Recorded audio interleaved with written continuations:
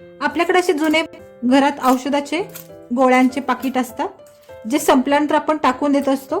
तवा घासण्यासाठी किंवा कढई घासण्यासाठी सुद्धा वापर करतो. आज आपण शिलाई मशीनसाठी याचा वापर करणार आहोत. शिलाई मशीनच्या सुईला धार येण्यासाठी वापर करणार आहोत. मी दोरा काढून घेतेय.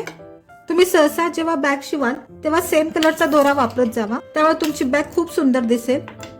जर काही चुका झाल्या असल्या तर त्या सुद्धा दिसून येणार नाहीत. दोन्ही बाजूचा दोरा काढून घेतलेला आहे.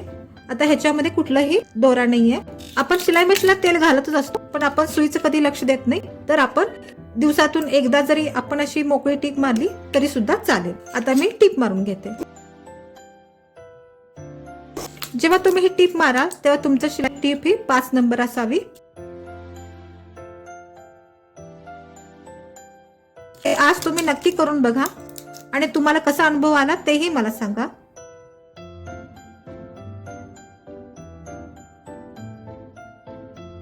हे चॅनल एकदम फ्री आहे. तुम्ही माझ्या चॅनलवर वेगवेगळ्या प्रकारचे हँडबॅग, शॉपिंग बॅग बघू शकता.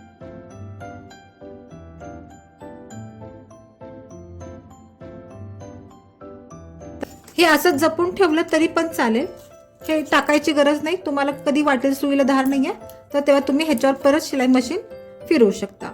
तुम्हाला माझा व्हिडिओ कसा वाटला ते नक्की सांगा. लाईक करा, शेअर करा, सबस्क्राईब करा. थँक्यू.